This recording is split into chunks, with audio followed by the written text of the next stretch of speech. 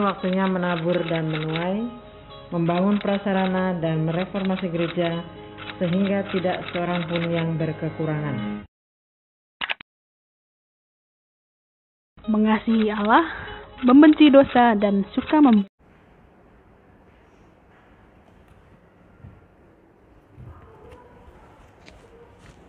Salam. Selamat hari Minggu. Tuhan selalu memberkati kita semua.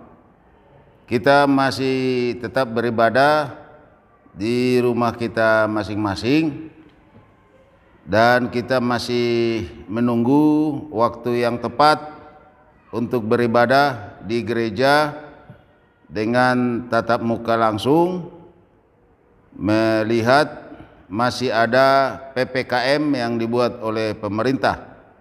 Jadi kita masih tetap beribadah di rumah kita masing-masing. Bapak Ibu Saudara-saudara yang kasih Tuhan, hari ini adalah Minggu tanggal 5 September 2021. Kita akan merenungkan firman Tuhan dari tema Kasih Agung dari Allah selalu mengalir bagi orang berdosa yang bertobat. Kita ambil dari Lukas 15 ayat 11 sampai 32. Sebelumnya kita mendengar dulu lagu Ku Bersyukur Bapa.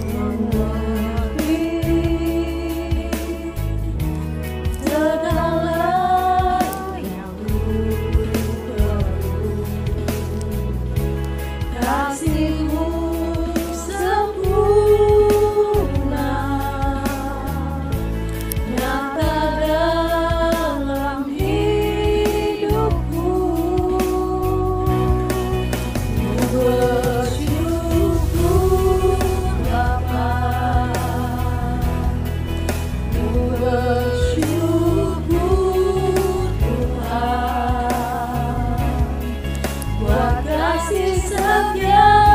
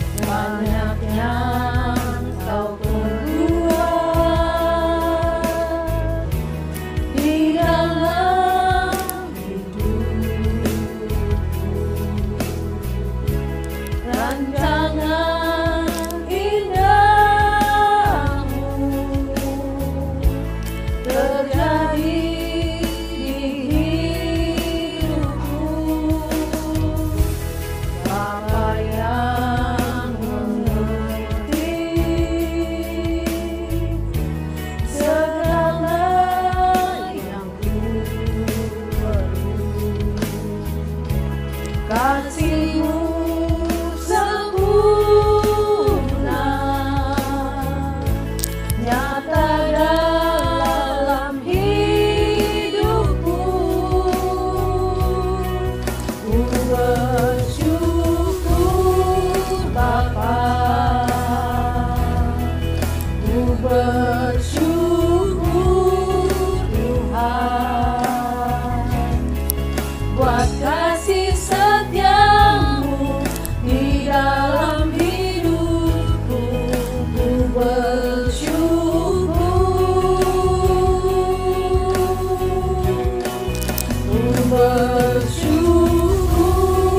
Bapa,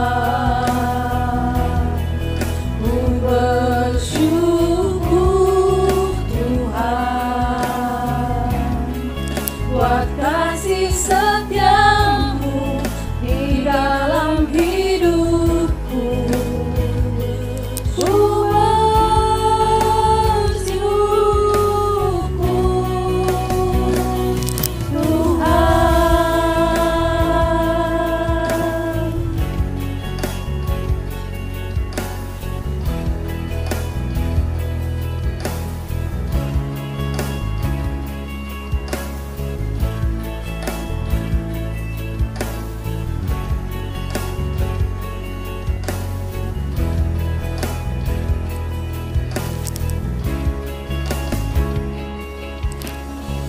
Tak ada lembah kelam yang tak ku lewati tanpa hadirmu.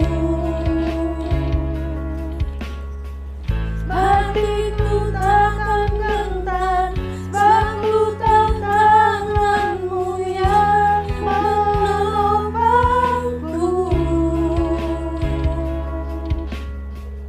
Tak ada lembah kelam yang tak ku lewati tanpa hadirmu. Hatiku takkan gentar sebab ku tahu tanganmu yang menopangku.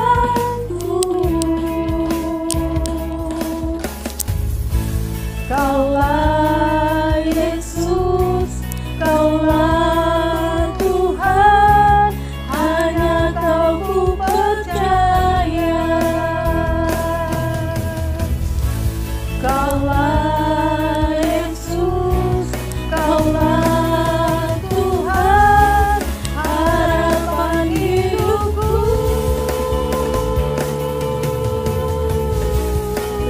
Ku bersyukur Bapa, ku bersyukur Tuhan, buat kasih setiamu di dalam hidupku. Ku bersyukur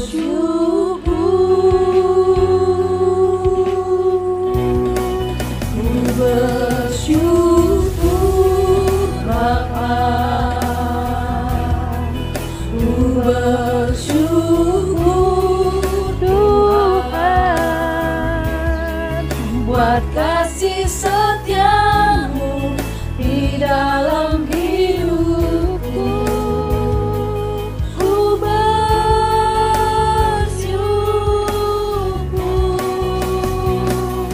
ku bersyukur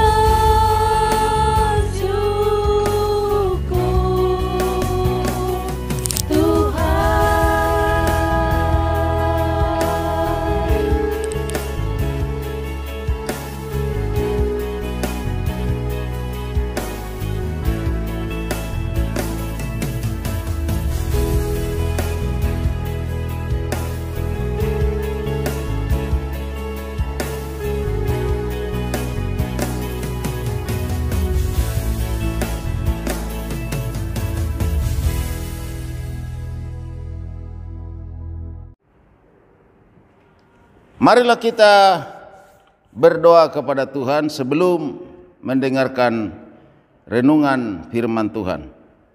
Bapa di surga, saat ini kami datang kepadamu mengucap syukur atas anugerah dan kasih Tuhan, atas pemeliharaan-Mu, atas berkat-berkat-Mu dalam hidup kami sampai hari ini. Saat ini ya Tuhan, kami datang kepadamu, kami akan merenungkan sebagian dari firman-Mu. Tuhanlah yang akan menaruh firman Tuhan ini di hati kami, agar kami memahami, kami mengerti, dan kami melakukannya untuk kemuliaan dan hormat bagi nama Tuhan. Terima kasih ya Tuhan, berkatilah hamba-Mu yang menyampaikan firman Tuhan ini, berkati kami semua yang mendengarnya, sehingga kami bisa melakukannya untuk memuliakan nama Tuhan. Terpujilah Tuhan kekal selamanya, dalam nama Tuhan Yesus kami berdoa dan bersyukur kepada Tuhan. Amin. Kita akan membaca firman Tuhan dari Lukas 15 ayat 11 sampai 32.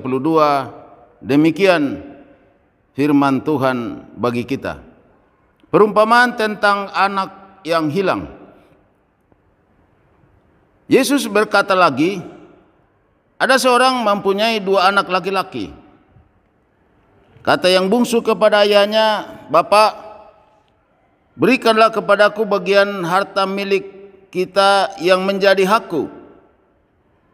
Lalu ayahnya membagi-bagikan harta kekayaan itu di antara mereka.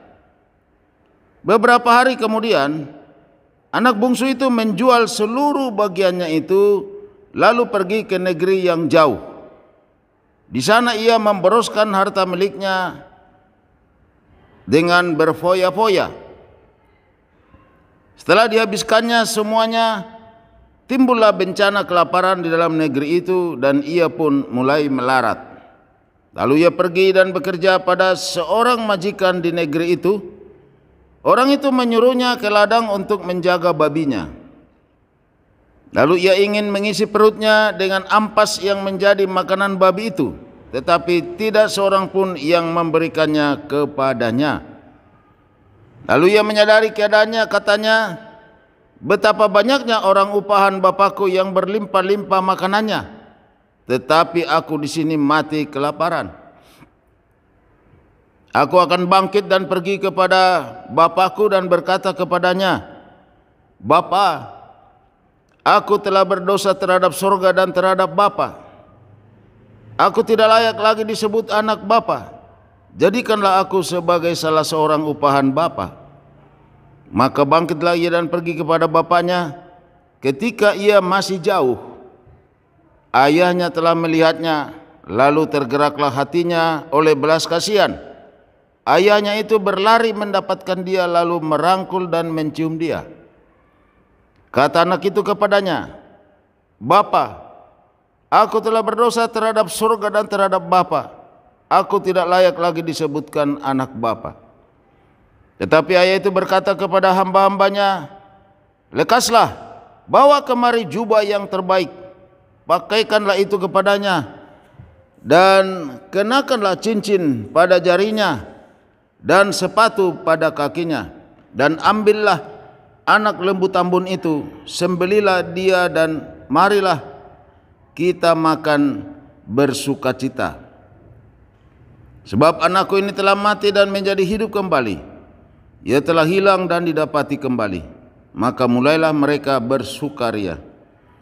Tetapi anak yang sulung berada di ladang, dan ketika ia pulang dan dekat ke rumah, ia mendengar bunyi seruling dan nyanyian tari-tarian. Lalu ia memanggil salah seorang hamba dan bertanya kepadanya, "Apa arti semuanya itu?" Jawab hamba itu, "Adikmu telah kembali dan ayahmu telah menyembeli anak lembu tambun, karena ia mendapatnya kembali dengan sehat." Maka marahlah anak sulung itu dan ia tidak mau masuk. Lalu ayahnya keluar dan berbicara dengan dia. Tetapi ia menjawab ayahnya, katanya, "Telah bertahun-tahun aku melayani Bapa dan belum pernah aku melanggar perintah Bapa. Tetapi kepadaku belum pernah Bapa memberikan seekor anak kambing untuk bersukacita dengan sahabat-sahabatku. Tetapi baru saja datang anak Bapa yang telah memboroskan harta kekayaan Bapa bersama-sama dengan pelacur-pelacur. Maka Bapa menyembeli anak lembu tambun itu untuk dia." Kata ayahnya kepadanya, "Anakku,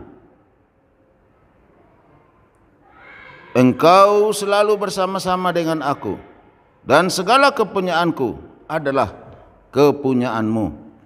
Kita patut bersukacita dan bergembira, karena adikmu telah mati dan menjadi hidup kembali. Ia telah hilang dan didapat kembali. Demikianlah dasar renungan firman Tuhan bagi kita. Yang berbahagialah kita semua yang selalu merenungkan firman Tuhan dan melakukannya dalam hidup kita sehari-hari. Bapak Ibu saudara-saudara yang kasih Tuhan, goal atau sasaran utama saya dengan firman Tuhan ini adalah: pertama, agar umat Tuhan dapat mengerti kasih Allah yang luar biasa selalu ada bagi orang yang berdosa. Dan kedua, agar umat Tuhan kembali hidup dalam Yesus, walau selama ini hidup hanya melakukan hal-hal yang tidak benar di mata Tuhan. Dan yang ketiga, agar umat Tuhan yang kembali hidup baik dan benar di hadapan Yesus selalu diberkati oleh Tuhan. Bapak Ibu saudara-saudara yang kasih Tuhan, banyak orang Kristen masih hidup dalam keberdosaannya, hidup jauh dari Tuhan, tidak mau beribadah dan mencari serta mendekatkan hidup di dalam Tuhan, terutama di masa pandemi COVID-19 ini. Mungkin bagi orang-orang seperti ini enggan atau malu atau takut kepada Tuhan apabila hendak hidup benar di hadapan Tuhan, karena merasa berdosa selama ini, mengira Tuhan tidak akan menerimanya sebagai umatnya lagi. Kita semua adalah orang berdosa, tetapi hendaklah kita menyadari bahwa Tuhan Yesus tidak serta-merta menghukum orang yang berdosa itu. Sebaliknya, Tuhan Yesus sangat senang apabila orang yang berdosa kembali hidup di dalamnya, di dalam Tuhan, bertobat dengan sungguh-sungguh agar hidupnya diberkati oleh Tuhan. Bapak Ibu saudara-saudara yang kasih Tuhan, perumpamaan ini lahir dari akibat sungut-sungut orang Farisi dan ahli-ahli Taurat terhadap sikap Yesus yang selalu menerima orang-orang berdosa dan pemungut cukai, mengajari mereka, bahkan makan bersama mereka. Seperti yang dikatakan di dalam Lukas 15 ayat 1-2. Para pemungut cukai dan orang-orang berdosa biasanya datang kepada Yesus untuk mendengarkan Dia. Maka bersungut-sungutlah orang-orang Farisi dan ahli Taurat, katanya, Ia menerima orang berdosa dan makan bersama-sama dengan mereka. Di dalam tradisi Yahudi, orang-orang Farisi dan ahli Taurat sangat menghina orang-orang berdosa, orang miskin, dan pemungut cukai. Mereka tidak mau bergaul dengan orang berdosa dan pemungut cukai, sebab mereka menganggap orang berdosa dan pemungut cukai adalah pemberontak-pemberontak terhadap Taurat dan dianggap mereka hina serta tidak berguna.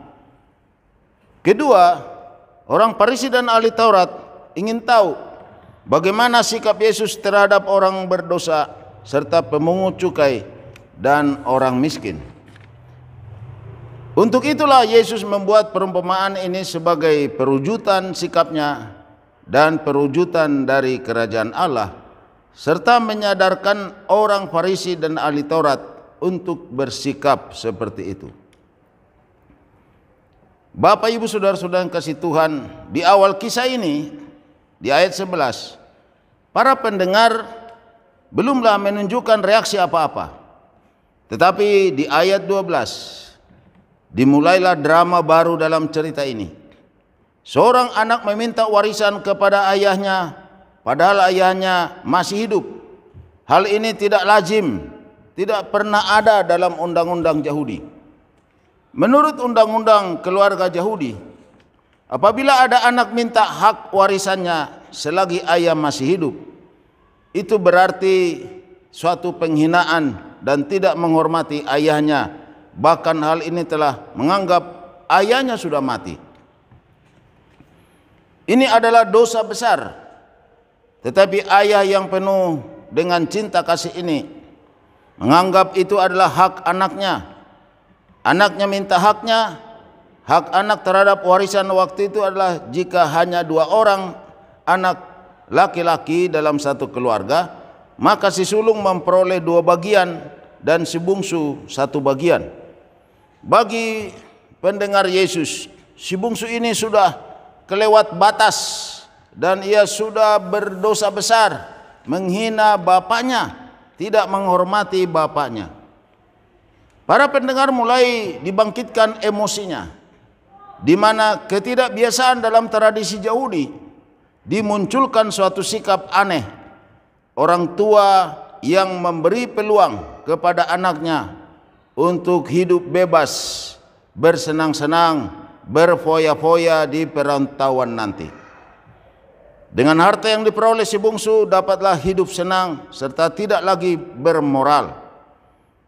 Di sini pendengar merasa perbuatan si bungsu sangat tercela dan tidak mengindahkan kaidah-kaidah agama.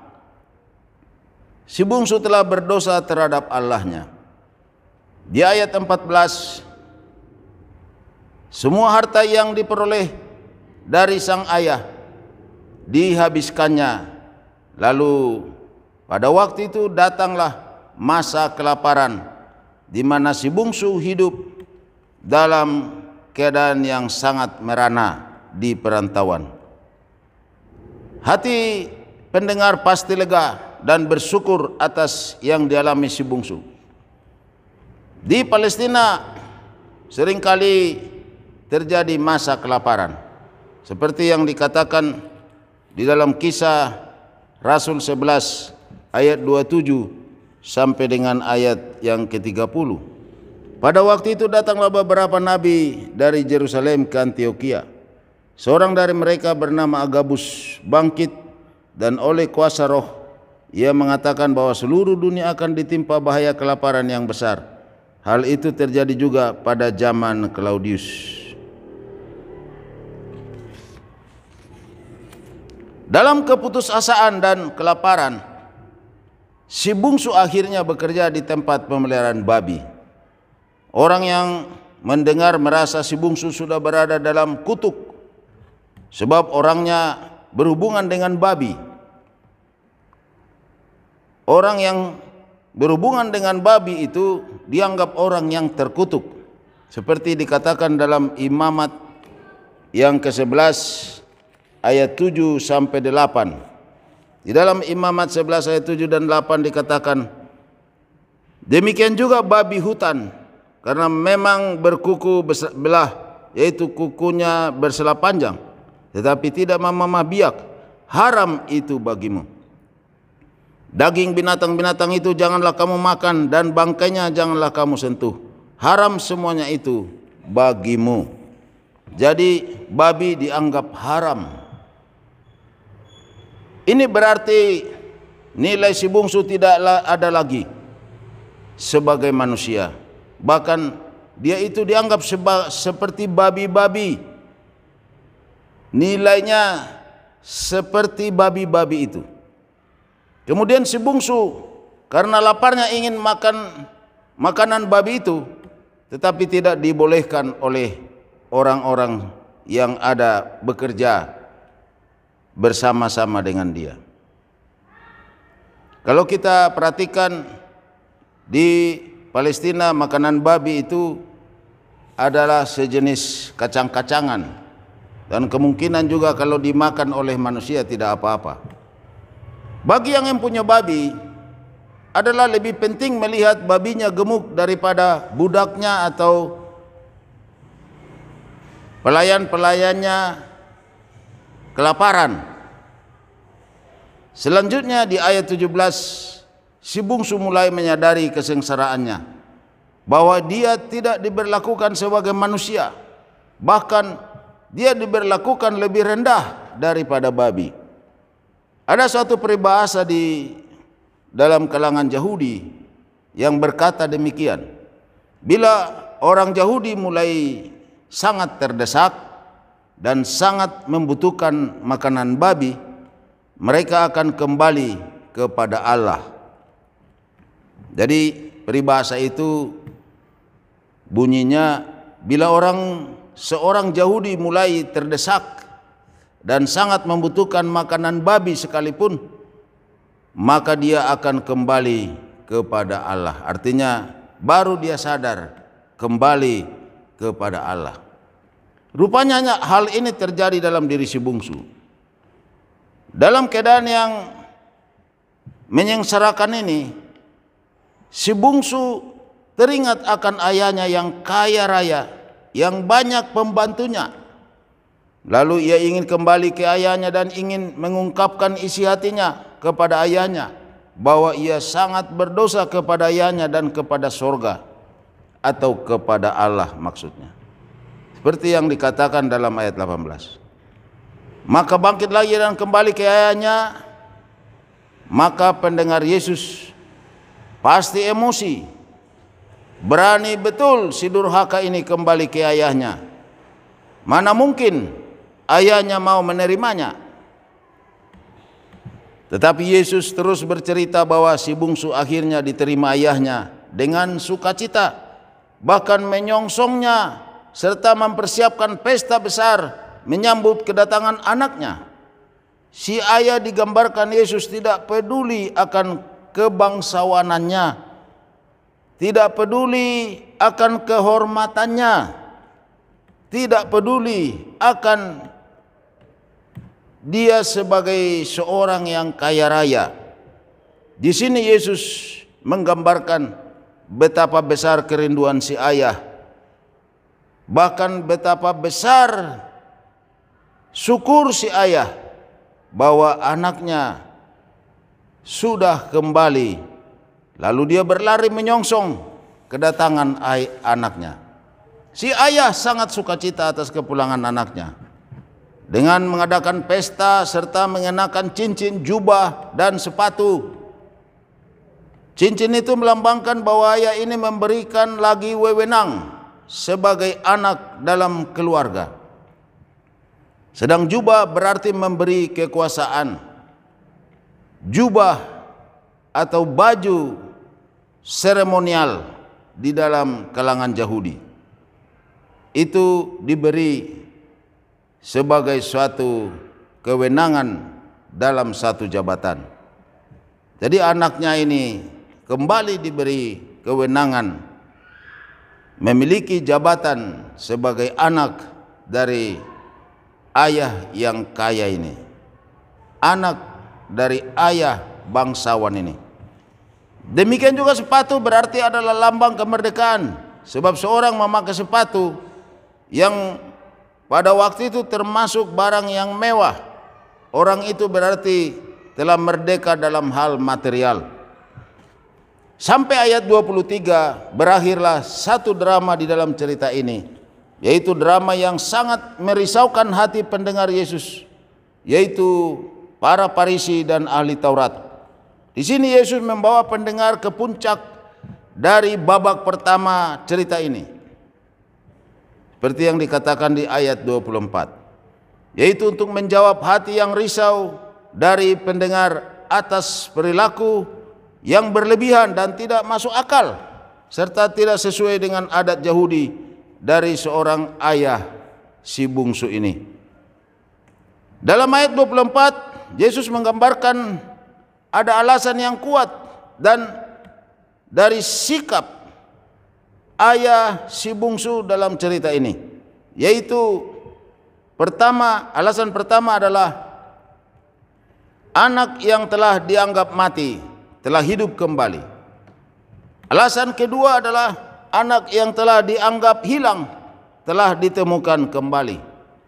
Inilah puncak dari seluruh rangkaian perumpamaan yang dibuat oleh Yesus dan hendak mengarahkan seluruh cerita ini kepada suatu inti sebenarnya, atau kepada suatu tujuan yang bisa memberikan jawaban kepada sikap protes dari orang-orang Farisi dan ahli Taurat, serta memberikan satu gambaran baru kepada pendengarnya, yaitu suatu revolusi kasih dari Allah atau ada kasih yang agung dari Allah bagi orang yang bertobat dan kembali hidup di dalam Tuhan. Yesus telah memutarbalikkan begitu rupa segala tatanan dunia ini tentang pengertian kasih. Menurut pemahaman Yahudi, kasih yang murni tidak mungkin dapat dilakukan, dan pengampunan bagi orang berdosa besar tidak mungkin diberikan. Ketidakmungkinan inilah yang didemonstrasikan oleh Yesus melalui perumpamaan ini, yaitu kasih agung Sang Bapa, kasih agung Sang Allah kita, dan hal ini telah dilakukan Yesus dengan menerima orang-orang yang berdosa, para pemungut cukai yang dianggap orang berdosa oleh Farisi dan ahli Taurat, seperti salah seorang yang sangat fenomenal, yang sangat terkenal, yaitu Sakeus, seorang pemungut cukai yang dianggap orang berdosa, dan Yesus datang ke rumahnya makan bersama-sama Sakeus. Kemudian juga dengan orang-orang berdosa yang dikatakan dalam Lukas 15 ayat 2 tadi, Yesus makan bersama-sama dengan mereka. Inilah yang diprotes oleh orang Farisi dan ahli Taurat, bahwa Yesus tidak seharusnya bergaul atau mendatangi orang-orang berdosa dan bahkan makan dengan mereka. Itu suatu hal yang sangat tabu, satu hal yang sangat tidak baik. Kasih agung ini dihadirkan dalam Yesus bagi orang berdosa, pemungut cukai, bahkan semua manusia yang berdosa dan yang meninggalkan Allah, namun kembali berubah, kembali bertobat, dan kembali hidup di dalam Tuhan. Kemudian si sulung dalam cerita ini, dia protes serta tidak menerima hal ini dan menyayangkan sikap ayah yang tidak adil. Si sulung merasa diabaikan, padahal ia telah melakukan kewajibannya sebagai anak dengan baik, tetapi tidak pernah ia dan teman-temannya diperlakukan ayahnya seperti adiknya. Dan bahkan si sulung berkata, ayahnya tidak pernah menyembelih seekor anak kambing pun untuk dia bisa makan bersama dengan sahabat-sahabatnya. Tetapi sang ayah telah berlebihan dalam bersikap menyambut adiknya yang sudah durhaka kepada orang tua, menghambur-hamburkan hartanya sampai habis, hidup berpoya-poya, bahkan hidup dengan pelacur-pelacur, sampai akhirnya tidak punya apa-apa untuk membeli makanan. Ini yang digambarkan di dalam ayat 30. Dan sang ayah menjawab si sulung dengan menyatakan bahwa adiknya telah mati, namun hidup kembali, dan telah hilang, namun didapat kembali. Seperti yang dikatakan di dalam ayat 32. Yesus hendak menegur orang-orang Farisi dan ahli Taurat yang mendengarnya pada waktu itu. Mereka adalah orang-orang menjalankan ibadahnya dengan ketat, penuh dengan kesombongan rohani, namun mereka hidup tanpa kasih. Di sini Yesus hendak memperlihatkan 3 hal, yaitu pertama, kasih anugerah Allah yang agung itu melampaui segala akal dan tindakan manusia, dan bahwa kasih itu juga diperuntukkan juga bagi orang-orang Farisi dan ahli Taurat yang telah mati rohani, seperti dikatakan di dalam ayat 32, dan juga orang-orang berdosa yang lain yang ada di seluruh dunia ini.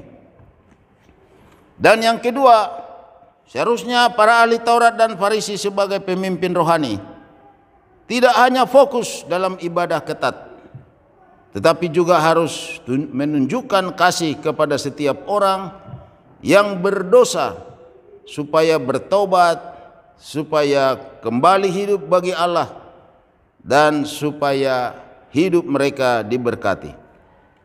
Dan yang ketiga, kaum Farisi dan ahli Taurat tidak perlu iri hati jika kasih dan rahmat Allah juga diberikan kepada bangsa lain.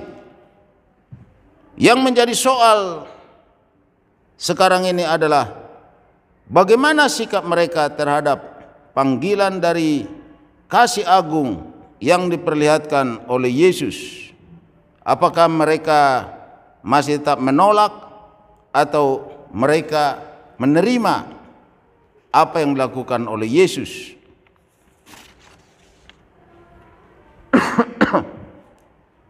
Menerima kasih itu berarti menerima Yesus dan mempercayainya sebagai Tuhan dan Allahnya. Menolak Yesus berarti telah menolak Allah. Dengan demikian, melalui perumpamaan ini, jelaslah bahwa Yesus sebagai perwujudan kerajaan Allah dan perwujudan kasih agung dari Allah yang dengan sukacita menerima bila ada seorang atau siapapun di dunia ini yang berubah, yang bertobat, dan yang mau hidup kembali benar di dalam Allah.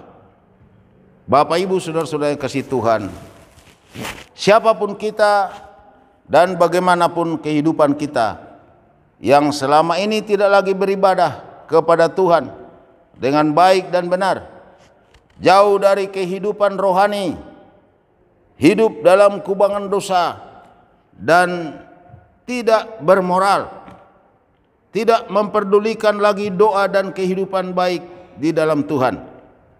Mari dekatkan kembali hidupmu kepada Tuhan Yesus. Tuhan Yesus akan memulihkan hidupmu. Tuhan Yesus akan senang menyambutmu dan akan mengampunimu, serta akan mendandanimu dengan cincin, jubah, serta sepatu. Artinya akan menerimamu sebagai anak kerajaan, dan memberi jubah berarti menempatkanmu di dalam kerajaan Allah dan memberi jabatan di dalam kerajaannya sebagai anak kerajaan Allah dan juga akan dipakai oleh Tuhan. Demikian juga memberi sepatu, itu artinya lambang daripada kehidupan yang berkecukupan, berkelimpahan. Jadi Tuhan akan memberi berkat-berkat kepada kita, kepada Bapak, Ibu, saudara-saudara yang dikasihi Tuhan, apabila kita kembali hidup benar, hidup baik, hidup dengan sungguh-sungguh di dalam Yesus. Mari kita kembali kepada Tuhan. Kita kembali kepada Allah kita di dalam Yesus. Kita akan dipulihkan, kita akan diangkat sebagai anak kerajaan, dan kita akan digembalakan sampai tidak akan pernah berkekurangan. Tuhan Yesus selalu memberkati kita semua. Amin. Mari kita berdoa. Bapa di surga, saat ini kami sudah merenungkan firman-Mu. Berkatilah Tuhan kami untuk melakukannya, sehingga kami sebagai orang yang hidup jauh dari Tuhan, hidup di dalam kubangan dosa, hidup di dalam segala amoral, hidup di dalam segala hal yang tidak baik, supaya kami kembali hidup di dalam Tuhan dengan baik dan benar. Demikian juga apabila kami sudah hidup baik dan benar selama ini, supaya tetap kami pertahankan untuk tetap hidup baik dan benar di hadapan Tuhan, sehingga Tuhan akan menggembalakan kami, Tuhan akan memulihkan kami, Tuhan akan memberkati kami semua, sehingga kami semua tidak akan berkekurangan. Tuhan, berkatilah kami semua dalam pekerjaan dan usaha. Berikanlah rezeki yang baik bagi kami. Jauhkanlah kami dari mara bahaya sakit penyakit kecelakaan. Jauhkanlah kami dari virus COVID-19 ini. Berkatilah Tuhan semuanya umat-Mu di dalam segala tugas dan pekerjaan. Jauhkan kami semua dari meninggalkan Tuhan dan hidup dengan kesenangan kami sendiri. Biarlah kami hidup dengan baik dan benar di hadapan Tuhan, hidup dengan sungguh-sungguh di hadapan Tuhan, supaya hidup kami semua diberkati oleh Tuhan. Kami berdoa untuk pemerintahan kami, Tuhan memberkati mereka yang bekerja di negeri ini, baik Bapak Presiden kami, Wakil Presiden, dan semua lembaga-lembaga tinggi negara, dan khususnya gugus tugas yang dibuat oleh pemerintah menangani COVID-19 ini. Tuhanlah memberkati semua, memberkati kami juga masyarakat Indonesia untuk ikut berserta bersama-sama mensukseskan supaya COVID-19 ini benar-benar bisa diatasi dan benar-benar kami semua memiliki imun yang baik melalui vaksinasi secara nasional. Tuhan memberkati semua program vaksinasi ini supaya berjalan dengan baik, supaya anak-anak sekolah bisa sekolah dan orang-orang yang bekerja semua bisa bekerja normal kembali, sehingga segala kebutuhan hidup semua dapat teratasi dengan baik. Tuhan, kami serahkan kepadamu saudara-saudara yang sakit, Tuhan jamah dan Tuhan sembuhkanlah semuanya. Kami serahkan kepadamu, biarlah Tuhan yang akan memberkati kami supaya selalu baik dan sehat. Tuhan, kami serahkan kepadamu seluruh hidup kami, dan inilah doa kami yang kami panjatkan kepadamu di dalam nama Tuhan kami Yesus Kristus. Kami sudah berdoa dan mengucap syukur kepada Tuhan. Amin.